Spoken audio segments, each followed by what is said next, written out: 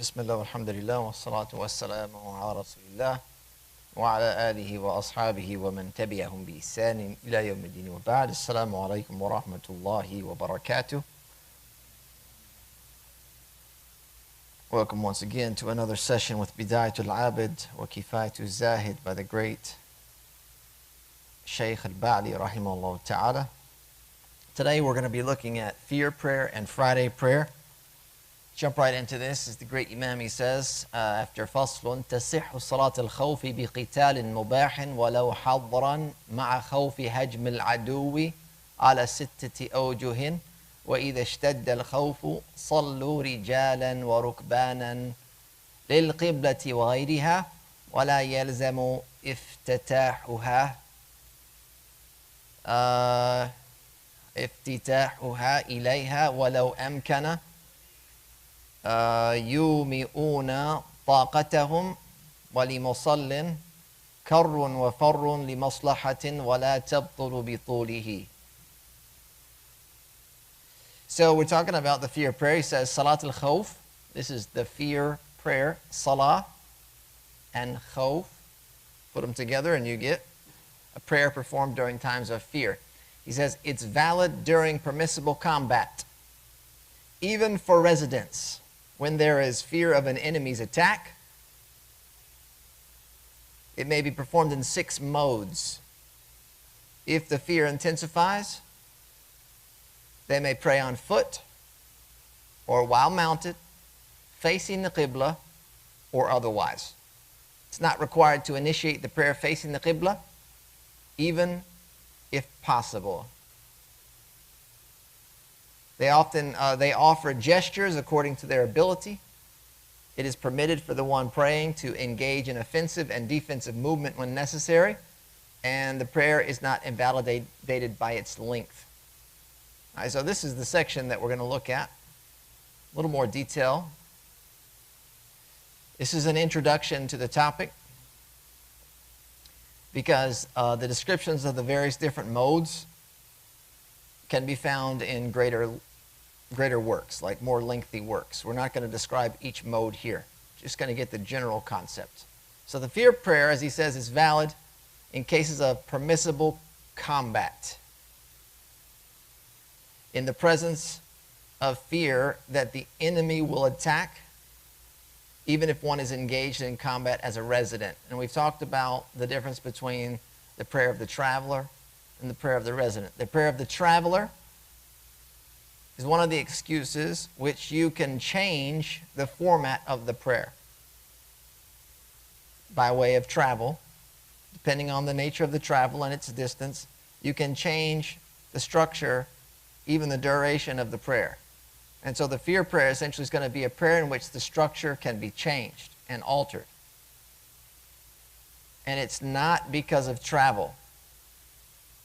That's why we're saying even if you're a resident, meaning you don't have to be a traveler in the case of the fear prayer to change the structure of the prayer, but due to the presence of fear that an enemy will attack, even if you're at home in your home turf, then you now can manipulate the nature of the prayer. So the legal trigger for this prayer, again, is fear and not travel or any other of those concessions or concepts or legal triggers that offer a concession.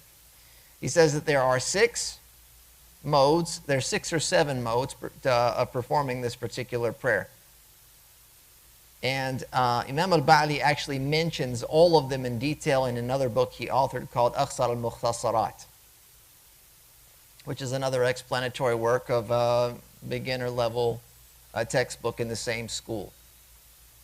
So essentially, if fear becomes intense, they're able to pray on foot or while riding, meaning you don't have to stand and perform the normal motions of the prayer. Now you can pray on foot. You can pray mounted on an animal or on a vehicle if necessary, facing the Qibla or otherwise, because the nature of this prayer is one that is addressing a real threat. The enemy may be coming from the direction opposite of the Qibla.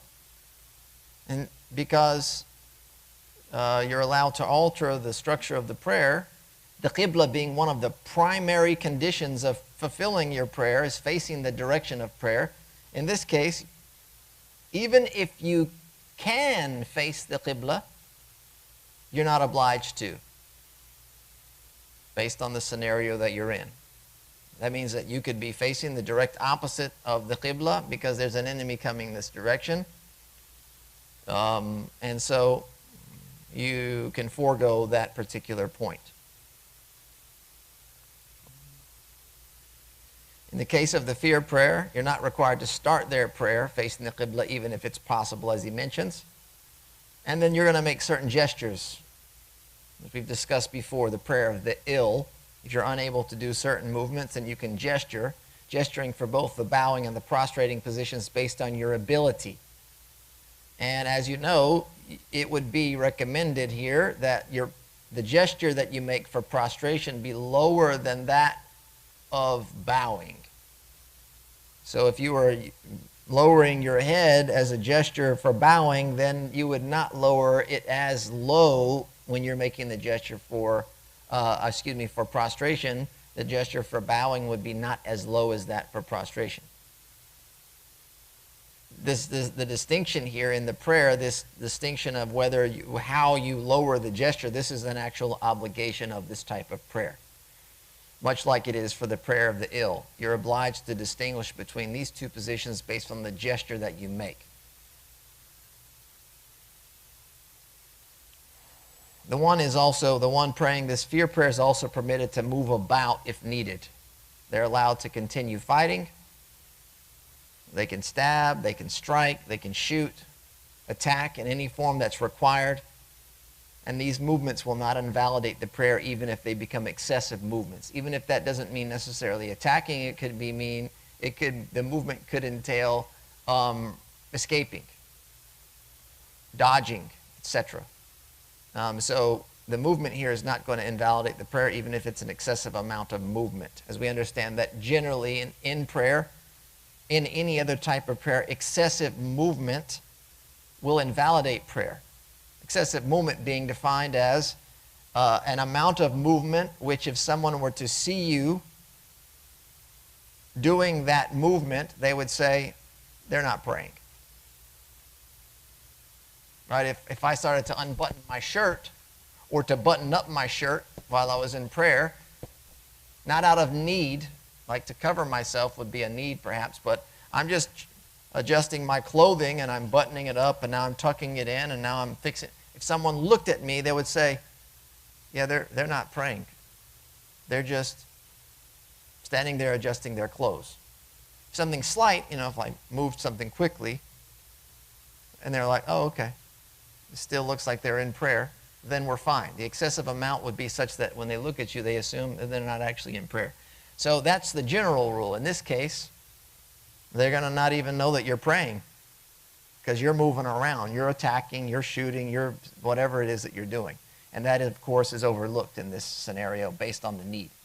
He says, وَسُنَّ لَهُ فِيهَا حَمْلُ مَا يَدْفَعُ بِهِ عَنْ نَفْسِهِ وَلَا يُثْقِلُهُ كَسَيْفٍ وَسَكِينٍ وَجَازَ لِحَاجَةٍ حَمْلُ نَجِسٍ وَلَا يُعِيدٍ. It's recommended for the one praying to carry something for self-defense that does not burden him, such as a sword or a knife. It's also permitted when needed to carry something impure, and doing so does not necessitate repeating the prayer. So it's recommended here in the fear prayer that you have a weapon, basically, to defend yourself, so long as the weapon is not overly burdensome, right? So he mentions a sword or a knife. It could be a small firearm, any type of bladed weapon. You're not going to be carrying something that would, overburden you in terms of its weight. So a small firearm would be reasonable. But if it's a firearm, one of those giant, that one that might be a bit excessive. Yeah, might be a bit excessive to have to deal with in this prayer. He says also permissible to carry impurity, which is not overlooked. Right? We understand certain impurities are overlooked, like the athar, that the trace that remains behind after you've done istijmar. You've used a solid to clean yourself, a tissue or something of that nature. There's going to be a trace of an impurity on the body. That's overlooked. Here we're saying it's permissible to carry something impure in prayer. The amount of impurity is not overlooked whatsoever. This might be a bloodied weapon that you're holding on to. Maybe it's that bladed weapon, a sword or a knife or something that actually has blood on it. And the amount of blood that's on it wouldn't be excusable. So in this case, maybe even while praying, blood got on it. And in this case, it's perfectly fine. It's overlooked, and the prayer would not be required to be performed again, as you would if you realized, hey, look, actually there was a najasa on my body. It's not overlooked. I need to re-perform this prayer. But now you know it's on the thing that you're carrying, the weapon or whatever. Maybe you got blood on your clothes or something in the process. And so you could continue to perform the prayer and not be obliged later to repeat it again. So that gives you just the concept of what the fear prayer looks like and some of what it entails in terms of rulings. The next section, we're going to talk about the Friday prayer. This gets a little more detail. So the Imam, he says, فَصْلٌ تجب الجمعة على كل مسلم مكلف ذكر حر مستوطن ببناء ولو من قصب وعلى مسافر لا يباح له وعلى مقيم له القصر وله على لا يباح له القصر وعلى مقيم خارج البلد إذا كان بينه وبين موضعها من المنارة نصا. He says من المنارة نصا فرسخ فأقل. So here he says that the Jumu'ah is obligatory upon every free resident Muslim male of legal capacity who resides in a built-up area, even if structures are made of cane, as well as upon travelers for whom shortening the prayer is not permitted, and upon residents outside the city, so long as the distance between them and the place of Jumu'ah, which is measured from the minaret, as explicitly stated, is 1 farsakh or less. Okay, so the chapter, of course, is pertaining to the rulings of Friday prayer. Friday prayer, Jumu'ah, is pronounced in 3 ways. Jumu'ah, Jumu'ah, Jumu'ah, and Jumu'ah. So there's sukun, Jumu'ah. There's fatha, Jumu'ah, Jumu'ah. And this is on the meme, by the way. And there's a dhamma, Jumu'ah, Jumu'ah. The dhamma is the default, but all 3 of them are acceptable. The other 2 are acceptable. Dhamma, Jumu'ah is the default. But pronouncing it with sukun or with fatha on the meme is also an acceptable pronunciation. And it's been given this name, Jumu'ah, comes from the word jama'a, which means to gather. And the name has been given to this day because of the many gatherings that occur on it. The gatherings of Friday prayer. Also, it's been said that it's due to the gathering of clay on this day, which was used to create Adam alayhi salam. Should be noted that Friday prayer is more virtuous than Dhuhr, and Friday prayer is its own prayer. It's a standalone prayer and not a replacement for Dhuhr. And we can understand this based on the permissibility of offering it before midday, right? Because the Friday prayer has a unique timing, and it being restricted to 2 rak'ahs. And the fact that you cannot combine Jumu'ah prayer with Asr prayer when you're permitted to combine prayers. As we discussed before, you can combine Dhuhr and Asr prayer in certain scenarios, as you can combine Salat al-Maghrib and Isha in certain scenarios. But in the case that you're going to combine and you've prayed a Jumu'ah prayer, Friday, you cannot then pray Asr prayer. You would have to wait to perform Asr prayer in its time. That's just another example as to why we can clearly see that the two are not, one is not replacement for the other. Okay, the Imam notes that Friday prayer is an individual obligation upon every Muslim who has reached the age of moral accountability, which is mukallaf, which has been translated as legal capacity. Mukallaf, or moral accountability in Islam. There are a number of markers which indicate this. Essentially, that a person is pubescent, meaning that they've reached the age of puberty, and they're of sound mind. They have their mental faculty is sound. He also mentions male. So you have to be a pubescent male, free, meaning not in bondage, and a resident in the built-up area, even if that area, the structures, the residential structures were made of cane or reed, things that could be easily moved. But that's the nature of the construction in that area. And so when he defines the qualities of the one Friday prayer is obligatory upon, he's basically excluding those that are not within this scope. So it's not obligatory upon a non-Muslim, even if that non-Muslim be an apostate, like they were Muslim, they just left Islam, waliyadu billah. It's not obligatory upon a prepubescent child or someone who is not of sound mind. It also excludes those who are migratory, leaving during various seasons of the year, like summers and winters. It might be a migratory people. They live in one place and then they migrate during these seasons. They go up to another place and then they do their thing there, and then when the season changes, they migrate down to another place. So they're not actually permanent residents, even though they might stay for quite some time. They're migratory in nature. They're not living in a built-up residential permanent area. He notes that Friday prayer is also obligatory upon the traveler who is not permitted to shorten their prayer, either due to the journey being too short or it being of a sinful nature. We've talked about the excuses that allow this concession. The journey has to be a minimum distance, and then, of course, it can't be for sinful purposes. It's also obligatory upon residents outside the city who are residing within a distance of 1 farsakh or less from the place of prayer. 1 farsakh could be just under 3 miles. It could be a little more than that, depending on how you calculated the distance, which we discussed when we talked about the nature of travel. So, وَلَا تَجِبُ عَلَى مَنْ يُبَاحُ لَهُ الْقَصْرِ وَلَا عَبْدٍ وَلَا مُبَاعَضٍ وَلَا امْرَأَةٍ وَلَا خُنْثَى وَمَنْ حَضَرَهَا أَجْزَأَتْهُ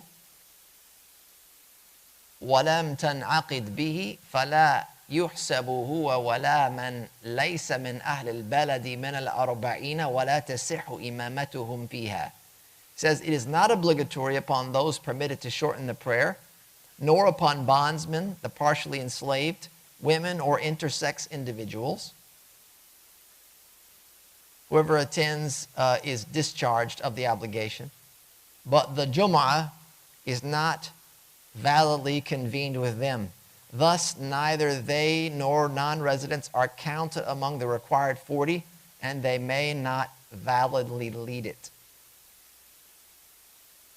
Get some more requirements here. It says Friday, so essentially we're talking about Friday prayer. We talked about who's obliged to attend. Now he's going to address who's not obliged to attend. Essentially, not obligatory upon one who is permitted to shorten their prayer. We talked about that. Nor upon a bondsman, one who's permitted to shorten their prayer, meaning they've met the minimum distance and the nature of the travel is permissible, as opposed to the opposite.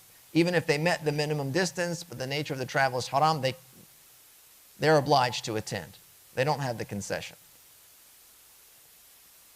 Also the bondsman. Bondsman here is somebody that's been enslaved. They don't have freedom of movement. Okay, the partially enslaved is someone muba'ad, is someone who's in the process of purchasing their freedom. There's a deal where they're like partly free but partly not. And so they've bartered a deal, and now they're working on purchasing the rest of their freedom. Also, women are not obliged, or an intersex individual, and we discussed what that means. Having the presence of both genitalia and not certain as to which gender they are. If any of these were to attend the Friday prayer, it would be valid for them in the place of praying dhuhr. So women that attend, it's perfectly valid that they're there. Travelers that attend, it's perfectly valid that they're there. They're not required to pray dhuhr afterwards. But their presence is not considered when determining the validity of establishing the prayer. Essentially what that means is they're not counted among the number of attendees that are required in order for the prayer to be established. Just as those who are not from the region are not included in the required number. The required number in the madhab is 40. 40 people that are obliged to be there from that region. Okay, so if you have like 30 men and 10 women, we're short. So we would have to wait for 40 more. For 10 more men to show up, regardless the number of women that came or went. And then once we met the minimum number, we're good to go. And the reasoning for this, that this category of people are not counted, is because they're not required to be there. They're not men, what they call ahl al-wujub, from those that are actually legally responsible for attending the Friday prayer. And the validity of this prayer is the result of another establishing it for them. That's why it's valid for them. It's not because of their attendance, it's because the attendance of others. So they're not accounted. They're not accounted in the number here. And the exclusion also applies to their leadership in prayer. And if they're not counted among the number, then they can't lead it. He says, وَشُرِطَ لِصِحَّتِهَا أَرْبَعَةُ شُرُوطٍ لَيْسَ مِنْهَا إِذْنُ الْإِمَامِ أحدها الوقت وهو من أول وقت العيد إلى آخر وقت الظهر وتلزم بزوال وبعده أفضل. الثاني استيطان 40 ولو بالإمام. الثالث حضورهم ولو كان فيهم خرس أو صم ولا لا كلهم فإن نقصوا قبل إتمامها استأنفوا ظهرا. الرابع تقدموا خطبتين بدل ركعتين. He says in the next section, it has 4 prerequisites for validity, none of which include the ruler's permission. The first, it's time. From the beginning of Eid time until the end of Dhuhr. It becomes obligatory at the Zawal and is better performed thereafter. The second, the settlement of 40 residents, including the Imam. The third, their attendance, even if among them are some who are mute or deaf, so long as not all are. If their numbers fall below 40 before its completion, they must begin Dhuhr instead. The fourth condition is the precedence of 2 sermons in place of 2 rakahs. So now we're talking about the prerequisite or conditions of validity for Friday prayer, and there are 4 as he mentions. These conditions do not include the permission of the leader. So basically, whether the authority has approved of Friday prayer being established or not, it has nothing to do with its validity. It would still be valid. If the authority says, nope, we're not doing Friday prayers anymore, it has nothing to do with the validity and the obligation of this prayer. In the event that such an authority exists, and they said, look, we're going to close all the prayers, we're going to cancel all the prayers, no more praying. We've got to stop this prayer thing. Pray at home. You want to pray? It's private. You want to pray? Go home and pray private. So that is essential to understand the nature of this obligation. So the first condition here is about time. as he highlights, al-waqt. Because time is an or a condition, it would be invalid to perform this prayer before its time or after it. And this is unanimously agreed upon, meaning time. What that time is not unanimously agreed upon. According to the madhab, the time of Friday prayer begins at the time of Eid prayer. And this is explicitly stated by Imam Ahmed. And it ends at the end of Dhuhr prayer, meaning the time for Dhuhr prayer, basically when Asr prayer starts. The time of Jumu'ah has concluded on Friday, the time of Jumu'ah prayer.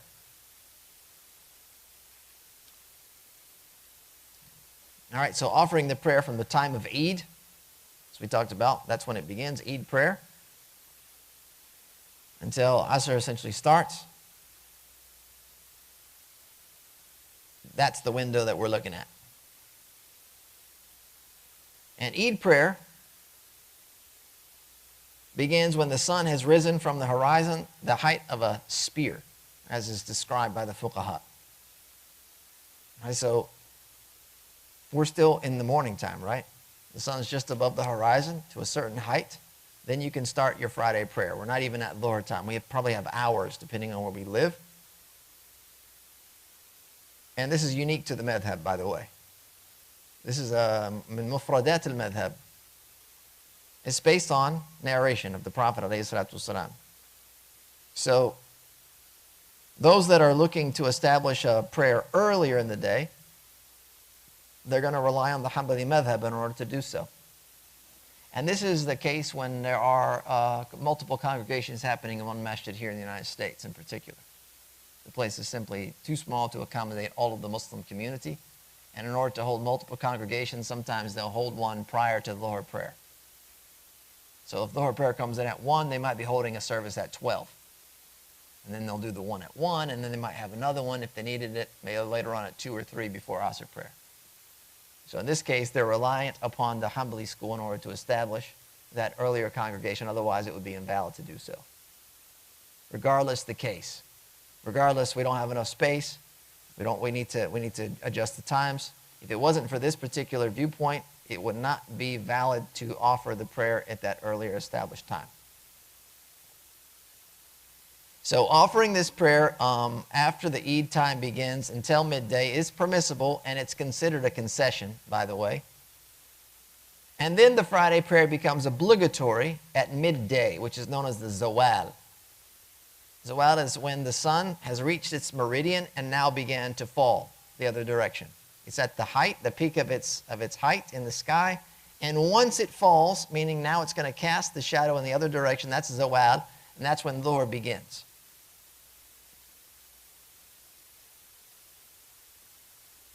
And then, of course, praying after this time, after the zawal, this is what's preferred.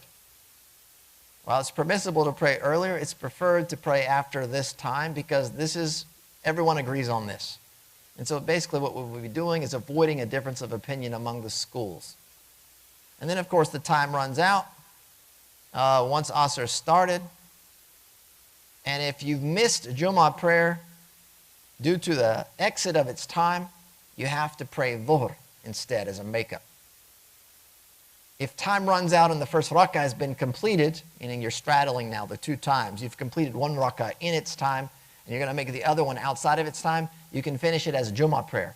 If it runs out before that, while you're still in the first rak'ah, then you have to start praying Dhuhr instead. So you have to begin again with Dhuhr. Second condition is the settlement of 40 male residents, even if among those 40 is the imam himself. And this, of course, is talking about those who are obliged to perform the prayer. Meaning it would have to be 40 pubescent males who are free, etc. They meet those conditions. They have to have settled. It must be settled in a village or neighborhood that is permanent in its structure, whether it's made of stone or brick or wood or other materials that are considered to be permanent. Essentially, it's saying here, the Imam is saying that they have to have taken up residency in a community such that they're not migrants. They don't travel around during the seasons, the summers and the winters. So that's condition number 2. Meaning, You have to be in an area where there's permanent residency of this number in order for the prayer to actually be established, in order for there to be an option to hold the Jumu'ah prayer. If you're in like a little tiny little village and there's only like 30 residents, well, we're not even going to think of holding the Jumu'ah prayer because we haven't even met the minimum number of residents that are established. And the third condition is that at least 40 of those have to be in attendance.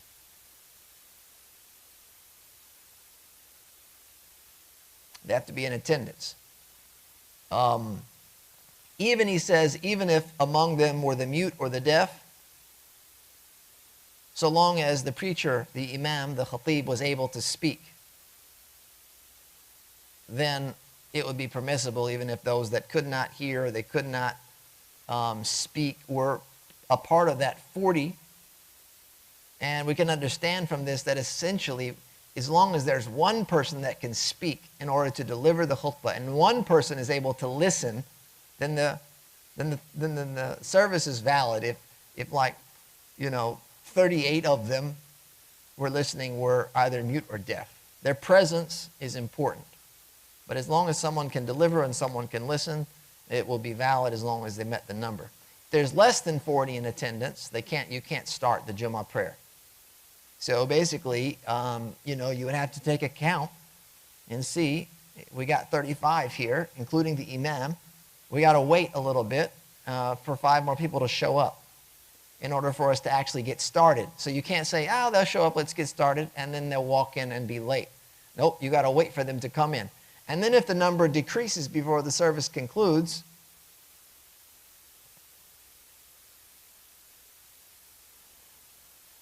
it has to get back up to the number of 40 before it actually finishes. Otherwise, you would have to pray the Dhuhr prayer. All right, so you could begin again if it doesn't come back up to the number of 40 by the time you get ready to finish. You could wait and then start again. Or people have left and you're unable to conclude the prayer with the 40, then you just pray Dhuhr altogether.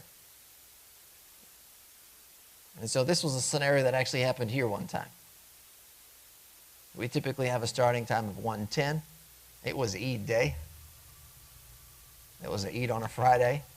And many people opt out of coming for Friday prayer on Eid.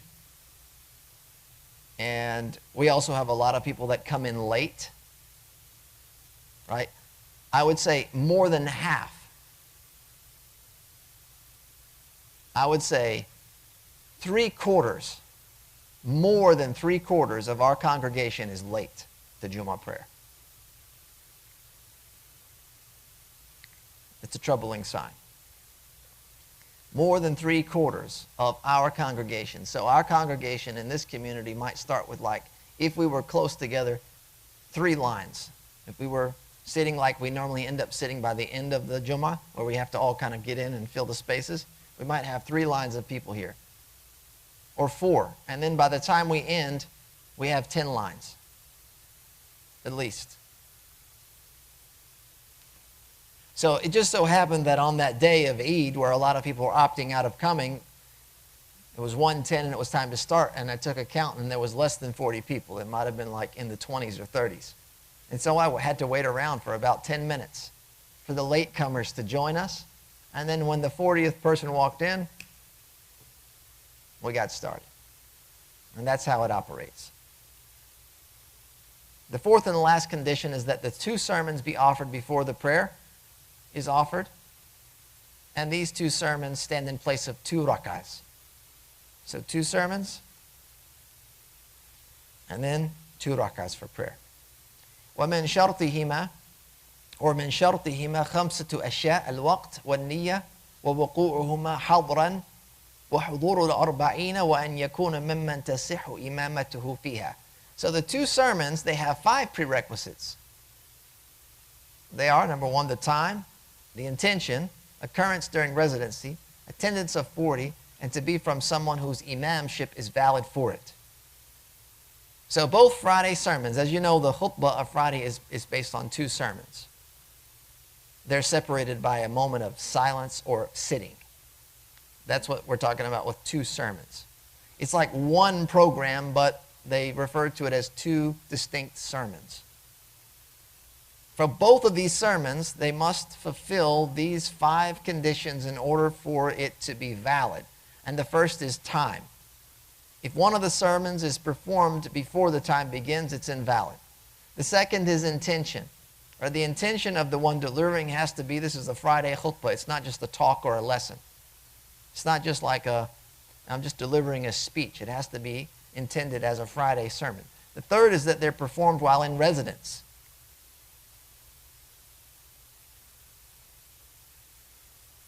So, for example, the Imam mentions this. If a group of 40 men from the same village or town, meaning they're all from the same place, we're traveling like they're on a ship, and we're close to arriving back home during the time of the Friday prayer, and one of them was delivering the sermon, concluding it before they reached home, they would have to start over. Because it has to be performed while in residence, not while underway. The fourth condition is the presence of at least 40 people who are obliged to attend, even if that includes the imam, much like the prayer. And the fifth condition is that the imam is suitable to serve the role. He goes on and he says, وَأَرْكَانُهُمَا سِتَّةٌ حَمْدُ لِلَّهِ وَالصَّلَاةُ عَلَى رَسُولِ اللَّهِ صَلَى اللَّهُ عَلَيْهِ وَسَلَّمَ وَقِرَاءَةُ آيَةٍ مِّن كِتَابِ اللَّهِ وَالْوَصِيَّةُ بِتَقْوَى اللَّهِ وموالاتهما مع الصلاة والجهر بحيث يسمع العدد المعتبر حيث لا مانع ويبطلها كلام محرم ولو يسيرا وهي بغير العربية كقراءة فلا تصح إلا مع العجز غير القراءة. So the next part is the 6 pillars are their 6 pillars. Arkanuhuma, the 6 pillars of the sermons we're talking about, are praise of Allah, prayers upon the Messenger of Allah sallallahu alaihi wasallam, recitation of a verse from the Book of Allah, counsel to have taqwa of Allah, continuity of both with the prayer, the audible delivery such that the requisite number hears, so long as there is no hindrance. They are invalidated with impermissible speech, even if minor. If delivered in a language other than Arabic, they are treated like recitation, and thus invalid except in the case of inability, unlike recitation. All right, so both the Friday sermons have 6 essential pillars that must be fulfilled. These pillars must be fulfilled for both sermons, the khutbah, al-ula, wa thaniya, that are in the one Friday prayer service. First sermon, second sermon, then the prayer. So we're talking about number 1 and number 2 before the prayer. These are essential pillars. They must be fulfilled. The first is to praise Allah by saying, Alhamdulillah. No other phrase of praise will suffice in this scenario. You have to say, Alhamdulillah. The next one is to send prayers upon the Prophet, as-salatu ala nabi. Sending salam is not an obligation. Sending salah is. The third is to recite an entire verse from the Book of Allah. And the verse that's recited must contain a complete meaning or ruling. So you could not recite a verse that is not complete in nature, like ثُمَّ نَظَرْ. That's a complete ayah. Its meaning, however, is not until you look at what is either before or after it to complete the meaning. Right? So the verse has to be one that is substantial enough that constitutes a meaning and a ruling. The fourth condition is to counsel the congregation with taqwa of Allah. And this is the main objective of the sermon, by the way. You're offering some type of counsel to your congregation. And the primary counsel is fearing Allah subhanahu wa ta'ala in some form or fashion. And there's no particular wording that's required in order for this message to be delivered, so long as the basic concept is.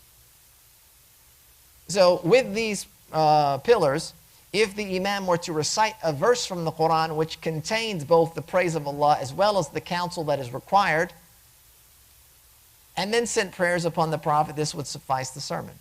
This would fulfill the pillars. So for example, if the imam were to start like this,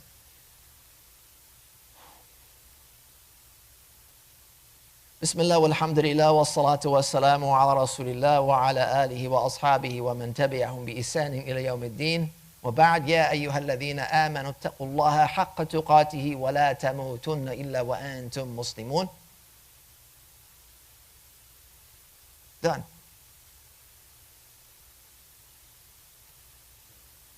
You have Bismillah, Alhamdulillah, you have that. Wassalatu wassalam, you have a salah.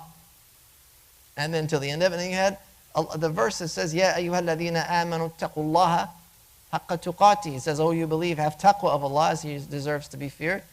وَلَا تَمُوتُنَّ إِلَّا وَأَنْتُمْ مُسْلِمُونَ. Completing the entire verse, and do not pass except that you are in the state of Islam or Muslims. Then you fulfilled the pillars of prayer. You've delivered the essentials of, sorry, not of prayer, of the sermon. And then, of course, you have to continue fulfilling the other ones.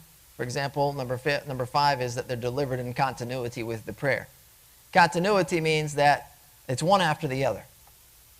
Right? There's not a large gap. So between the first sermon and the second, there's not a large gap. You don't stop and say, all right, we're going to take a break for lunch. We'll come back. We'll do the second sermon, and then we'll pray. We'll take a break. We'll come back in an hour. No, it has to be one after the other right away. Or you finish sermon 1 and sermon 2, and then you stop and you say, all right, let's take a break now. Everyone, let's go outside, handle some whatever, and then we'll come back in. No, it has to be boom, boom, boom. Even between the sermon and the prayer, there shouldn't be a long period of time. A long period of time would be like you just start talking about something else. That's why even like making announcements is not, it's not recommended. It's recommended to not even make announcements unless it's like unless there's a real legitimate reason to make such an announcement. Because, listen, ideally that would be a great time to make announcements because everyone's sitting and they're quiet and they're waiting. I've thought about it before. I'm making the announcements afterwards to keep people informed of what's happening in their community, if there's a need, etc. And half the people are standing up and walking out and they're like, dude, we don't care. Obviously, we were late in the first place because normally it's the back of the masjid that's already standing up and walking. They're like, we were already late anyway. So, I mean, like, we're not very much engaged. So we just want to get the box checked, want to check off our card, punch box, and we want to head out for the day. We're not interested in what's happening and what's going on. So I thought about, you know what? Between the khutbah and the prayer, no one can move. Even those that just came to get a check box, they're going to be like, dude, I'm waiting for my check box. I'm not getting up because you're making announcements. Right? But this would now put a gap of time between the sermon and the prayer, and it would interrupt the flow of events, and the continuity would be broken. Unless there was a dire need, like an emergency. 6th condition is that the sermons must be delivered audibly, and it has to be loud enough that the required number of attendees could hear it, assuming no preventable hindrances like someone that's dozed off and fallen asleep, or someone who's distracted, they're not paying attention and listening, or there are a few among that crowd that are hard of hearing. They might not hear at all. In other words, if 40 people are present, barring these things, these issues of inattentiveness or sleep, they could hear it, the sermon would meet this condition. The sermon is invalidated if it's delivered at a volume which those 40 cannot hear. Okay, so the person that is delivering the sermon has to be speaking at a volume high enough to meet this condition. It's also invalidated by impermissible speech, even if it's a minute amount. So if the one delivering the sermon said something that was haram to say, then the sermon will be invalid. Even if it was he just blurts it out by accident, it's just a word or two or whatever, and it just comes out, the sermon's invalidated. We got to start over. The next section has to do with the language of the sermon, essentially delivering the sermon in another language besides Arabic, which, while the one delivering is capable of doing so in Arabic, it's much like recitation in that it would be invalid. Like reciting the Quran in prayer in another language. While capable of doing it is invalid. So a person couldn't say, Allah is the greatest. All praise belongs to, even if they put a little something on it, you know. They start to sing even the translated words. Not valid. Here we're talking about giving the sermon in a language besides Arabic. While the person is capable of delivering it in Arabic, then the sermon will be considered invalid. If they're delivering it in a language besides Arabic and they're incapable, they only can speak in another language, then the sermon would be considered valid, that they delivered in a different language. So the situation or the issue with capacity or the lack thereof is different when it comes to recitation, right? If you don't have the capacity to speak Arabic, then you can deliver the khutbah, for example, in English or in Spanish or Urdu, whatever. Because you're unable to speak in Arabic, you can deliver it basically because we're trying to get the meaning across. But when it comes to recitation, if you lack the ability, right? We talked about if you had the ability and you didn't, it's invalid. But if you lack the ability to read the prayer in Arabic, the next step down is not using a different language, but instead replacing the words you would recite with dhikr in Arabic that is legislated. So for example, if someone doesn't know the Fatiha, for example, number one, they would be required to learn it before the prayer time expires. They're obliged to learn al-Fatiha before the prayer time expires, along with whatever else is required to be said in the prayer. It becomes an obligation upon them that they have to learn that right away, immediately. If they can't do that, then they could read. But if they're unable to do that, they can't learn it in time, they can't read it, then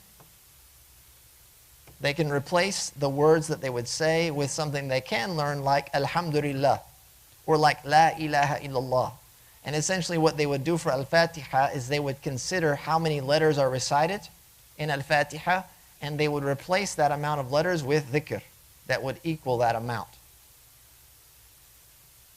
And that's how it would be handled. It wouldn't all of a sudden now go to, all right, let's read this in English or in Spanish or whatever.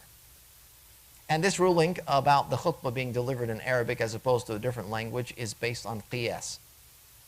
Qiyas of the prayer, that is, like deductive reasoning of the ruling for prayer. He says, وَتُسَنُّ عَلَى مِنْبَرٍ أَوْ مَوْضِعٍ عَالٍ وأن يخطب قائما معتمدا على سيف أو عصا وقصرهما والثانية أقصر ورفع الصوت بهما حسب الطاقة والدعاء للمسلمين ويباح لمعين كالسلطان ولا بأس أن يخطب من صحيفة ويحرم الكلام والإمام يخطب وهو منه بحيث يسمعه ويباح إذا سكت بينهما أو شرع في دعاء.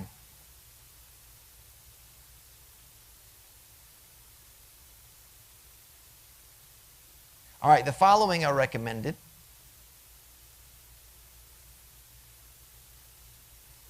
To be on a mimbar. Here, we understand the mimbar is like the pulpit. Or an elevated place. It could be even like a little hill or a little mound that might have been built up with dirt or something.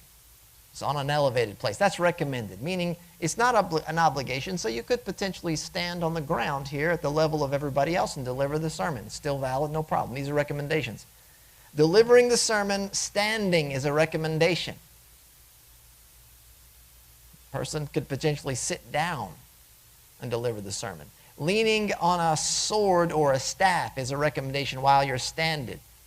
While you're standing, a sword or a staff. Or a bow, shortening both sermons, with the second being shorter. He says raising the voice in both sermons according to ability and supplicating for the Muslims. It's permitted to supplicate for a specific individual such as the ruler, and there's no harm in delivering the sermon from a paper. Speaking is prohibited while the imam is delivering the sermon, while one is close enough to hear him. It is permitted if he is silent. It is permitted if he is silent between the two or if he begins supplicating. Okay, so again, the recommended nature of how to deliver the sermon and the circumstances in which it's delivered. The mimbar, the elevated place, doing it while standing or leaning on a staff, a bow, or a sword. It's recommended to sit, by the way, between the two sermons. If the imam refuses to sit down, during the two sermons, or delivers the sermons while seated, he needs to separate them with a short moment of silence.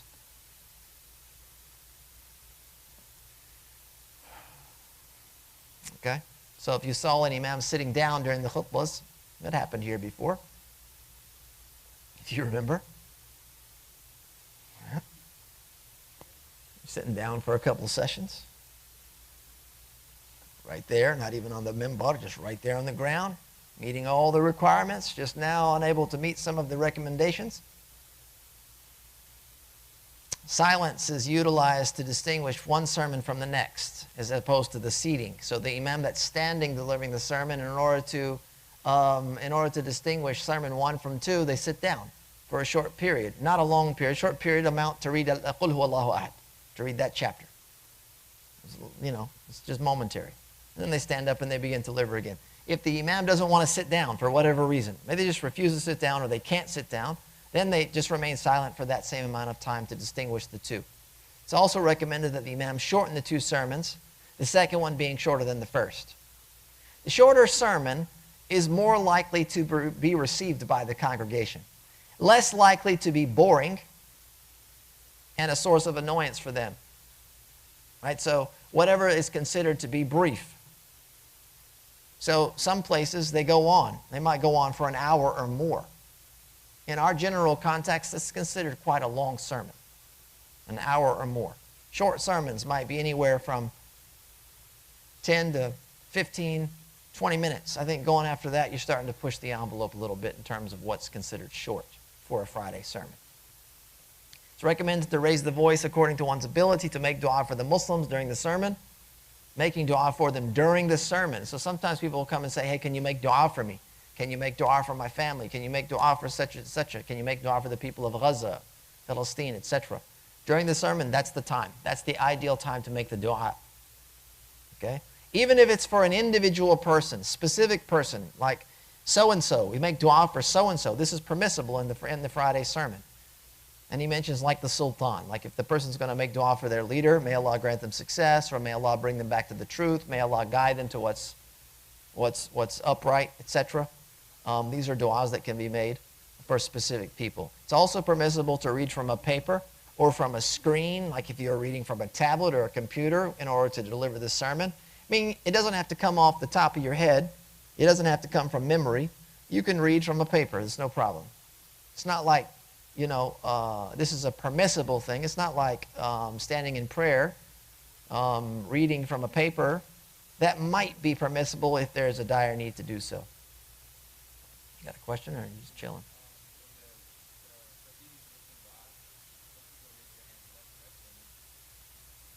During the Friday sermon, the Prophet ﷺ was noted to make an ishara during dua of the sermon, unless it was for praying for rain. Yeah. Yeah.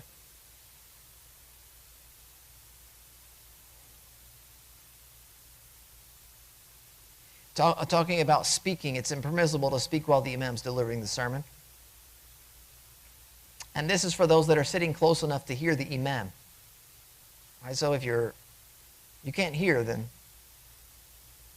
like the congregation is so large and you're way out there in the back, you can't even hear, then your talking is no better than your listening. You don't even know what's being said. Right? So speaking during the sermon is distracting others. Number one, you can hear and you're not listening. Number two, other people can hear and you're distracting them from being able to listen. So we're missing the point. We're missing the point, and it's being done by choice, not by circumstance. The times in which it is permissible to speak during the service is between the two sermons. The imam sat down. He's no longer giving the khutbah. You could say something now if you needed to, or if you desired to. You could speak to somebody. Momentarily, there's a moment of silence. Or when the imam begins to make the dua at the end. The dua is not a part of the pillars of the prayer, and so a person could potentially speak here. A person in this scenario might want to make dua for themselves. They might want to say Ameen aloud, etc. Otherwise, during the prayer, if there's a dua that's been made, then the person would say that silently to themselves. Or if the Prophet has been mentioned and you wanted to say sallallahu alaihi wasallam, you would say that silently to yourself while the sermon is being delivered. Last section we're going to look at today, Faslun, he says, وَالْجُمْعَةُ رَكَعْتَانِ وَحَرُمَ إِقَامَتُهَا وَعِيدٍ فِي أَكْثَرَ مِنْ مَوْضِعٍ فِي الْبَلَدِ إِلَّا لِحَاجَةٍ كَضِيقٍ وَبُعْدٍ وَخَوْفِ فِتْنَةٍ وَنَحْوِهِ وإن عدمت الحاجة فالصحيحة ما باشرها الإمام أو أذن فيها فإن استوتا في إذن أو عدمه فالسابقة بالإحرام هي الصحيحة وإن جهل كيف وقعتا صلوا ظهرا. It says here the Friday prayer is 2 rakahs. 2 rakahs, 2 sermons. Not 1 sermon, 2 rakahs. Because there are those out there that have adopted this opinion. 1 sermon, 2 rakahs. No, it's 2 and 2. All right? Establishing it in Eid in more than 1 place in the region is impermissible. To establish more than 1 Jumu'ah prayer in a region is impermissible. Right? So if you're having a Jumu'ah prayer here in this masjid, and then 2 blocks away, 3 blocks away, 4 blocks away, we're in the same township, same area, same inhabited region, you establish another one, this is impermissible. Let's say in our city, let's say Cherry Hill and the surrounding townships, there's 4 different masjids. It's not permissible to hold 4 different Jumu'ah prayers. Jumu'ah is meant to be the congregation. It's supposed to be the place where all the Muslims gather. The same thing goes for Eid. Unless, that's the base rule, unless there's a need to establish more than 1. Like a lack of space, okay? Remoteness, bu'din. It might be that you're in a large city and like the distance is just vast in one city. And so from one side to the next to get to the masjid, it might be considered just too remote and too far away. Or fear of tribulation, like civil unrest. It might be that certain contingencies within your community, they don't do well when they get together. And so we need to separate the community. You need to pray Jumu'ah here and you need to pray Jumu'ah here. We got some tribal issues going on. In that case, we would say, yeah, let's just let everybody occupy their own spaces. All right, so the need would dictate the manner in which you would expand the service offerings. So if the need would be met by adding 1 more congregation, 1 more Jumu'ah prayer, they say, look, for example, there's too many people. We can't accommodate this number. We need another service. So we're going to open another facility, for example. Or it might be that we can't even do that, so now we're going to hold another Jumu'ah prayer in the same place. So you have to assess the situation. You have to say, what will meet the need? And if you were to say, well, we need 2 in order to fill the need, then you cannot offer a 3rd.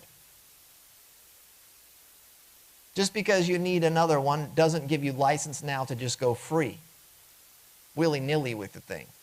Might as well have 3 services out of convenience, because there are those that need to come a little earlier, they want a different time, they got work schedule, they got lunch break, they got blah, blah, blah. There's students, there's doctors, there's lawyers, there's engineers, whatever the case may be. So all we need to do to accommodate our community is have 2 services. But you know what? Since we're doing 2, we might as well do 3 so we can accommodate this particular part of our community who would prefer it at a different time. No, it doesn't work that way. All right, so having the 2 would be fine. Adding the 3rd one that's not needed would not be permitted. That's haram.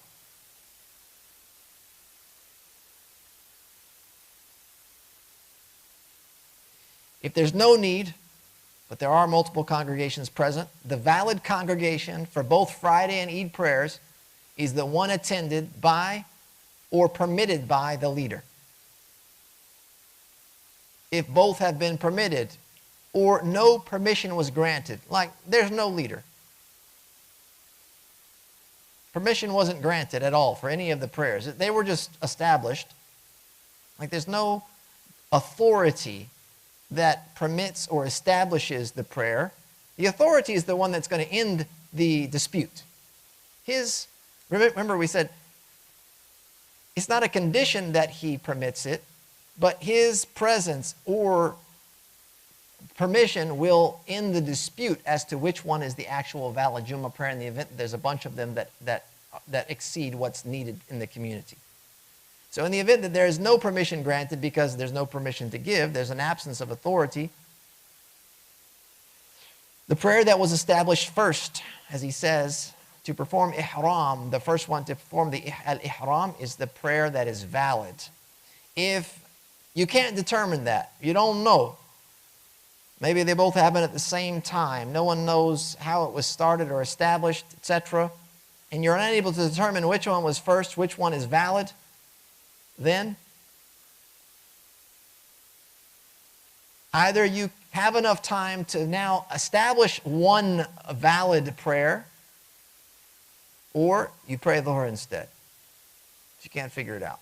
That goes to show you the nature of this prayer in terms of what the lofty objective is, and that is to keep people, to bring everybody together. That ruling highlights that goal, the aim. The importance of having everybody come together at least once a week cannot be understated, to be present. And I think it's even more important here in our situation where we're minorities, that we have large congregations. And we avoid multiple congregations. We avoid just having multiple masjids running the Jumu'ah prayer because, whatever the situation may be. If one can be held in a large congregation, or I even think that the communities, even if there are multiple masajid, they should all understand, look, we need to have one large masjid. We all need to contribute to having one large jami' where we all can get together to pray, even if it's inconvenient. And so I pray in my local masjid throughout the week. And I have my local activities of my masjid stuff throughout the week. It's just on Friday that we all get together here. There's a tremendous impact psychologically that this has on the community, especially in our environment, where you get to see, look, I'm not a minority. It's not just 2 or 3 of us. It's not just me and my family. It's just not me and the 10 people that are normally praying the 5 daily prayers at the masjid, but there's hundreds of us. This is my community. This is who I belong to. There's like momentum with that, and there's security in numbers. And so you begin to feel like I belong to something big, something that has some power. It's not a weak, you don't feel as weak. And so this is an important element of our prayer in creating that communal life and feeling. And this is one of the disadvantages that we have with our kids who go to school and don't come out on Fridays for prayer, is they miss out on that. It's a disadvantage that we're at. The Christians and the Jews, they're afforded their day, for Saturday and Sunday, right? That's how this nation was established, for that reason, for Saturday and Sunday to be our weekend. Saturday and Sunday are not the weekends in the Muslim world, by the way. When you go to a Muslim country, they have off on Friday. That's a weekend day. So some of them are Thursday, Friday, some of them are Friday, Saturday. If they're trying to accommodate a work week that's international, considering the Western world takes off on Saturday and Sunday, they're going to do Friday and Saturday. So they can work 4 days a week. But it's here, and so our situation is such that a lot of our kids, all the way up till 18 years old, grow up and they don't attend Friday prayer. And their parents show them a lesson, teach them a lesson. They say, school is more important. School's more important than your faith. Are you getting into Jannah because of school? Because you graduated high school? And you never missed the day, you had perfect attendance? Forget graduating. The issue isn't graduate or not graduate, by the way. That's not how we should understand. Coming to Jumu'ah doesn't mean you're not going to graduate. The issue is, do you have perfect attendance or not? Are you getting into Jannah because you have perfect attendance at school, during high school? During elementary, forget elementary, you're too young. Let's say when you start to get old enough, middle school and high school. And your kids are in middle school or high school. We're going to go to Jannah because we had perfect attendance at school. No, of course not. It's of zero consequence. What is important, however, is that they attend the Jumu'ah prayer. Is that they're present, especially when they're obliged to be there. They get to see a lesson from their parents to say, listen, we're taking you out of school, checking you out early. Most places, by the way, you're counted present if you're there half the day. So if you're there till 12, you're present. Perfect attendance is secured. Now you just get out a little early. You get out at 12:30. You come to your Jumu'ah prayer. You get to see, what it's like. And not only are you attending and fulfilling your obligation, but the parents are now saying, listen, Friday prayer is a priority. And we're willing to make the effort to take you out of school to bring you here. And we're willing to deal with and work with your teachers, etc., to reschedule exams and assignments and stuff like that. A little bit of extra work, but it will certainly be worth it in the long run. Imagine, and many of us have been in the scenario, you grow up and you never go. There's a psychological impact to that on many different levels that I think we have not yet truly understood as a community. Otherwise, we would have developed programs in our communities that would be retrieving our kids from school. And by the way, in most places, the school cannot prevent you from coming, and they have to excuse you because it's a religious ceremony. They have to excuse your absence. And they have to work with the student in order to provide opportunities for makeup work or that they don't miss academic opportunities because it's protected under the law. So a parent shouldn't feel afraid about their kid's education. They say, look, we're going to do both. We're going to get our education and we're going to practice our religion. If we can't do that, guess what? We need to go to a place where our weekend is on Friday. Meaning you don't need to be here. Put your kids in jeopardy. All right, rant over. All right, so we understand that we would pray Dhuhr in this case, that we were unable to determine which one started first.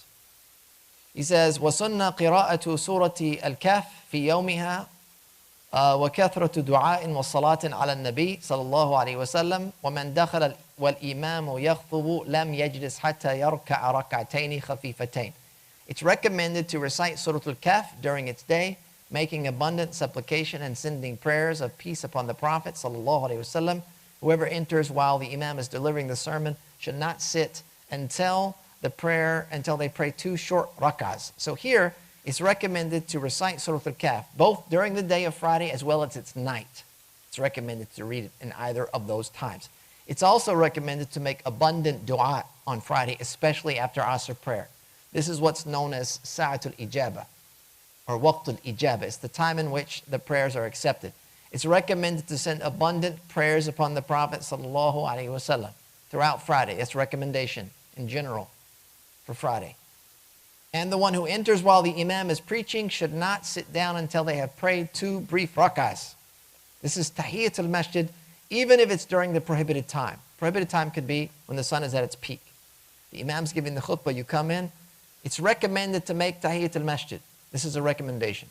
Even when the khutbah is going, you make 2 very brief rak'ahs and then you sit. This is greeting the masjid. Okay? The last thing to mention is that Friday prayer has no emphasized prayers beforehand. 4 rak'ahs, however, are recommended. Before the khutbah, basically. 4 rak'ahs, 2 and 2, are recommended. It's not like a ratiba. After the Jumu'ah prayer, there is a ratiba, highly emphasized sunnah prayer, at least 2 rak'ahs, and at most 6. All right, so those are some recommendations that you need to be aware of in order to kind of, stay on track with your Friday prayers. The prerequisites, conditions for validity, the obligations for the sermons, recommendations, etc. And that will make your experience complete, whole, and of course, rewarding, inshaAllah ta'ala. And that's where we're going to wrap up for today. Jazakallah khair wa sallallahu wa sallam ala nabiyyina Muhammad wa akhiru da'wana.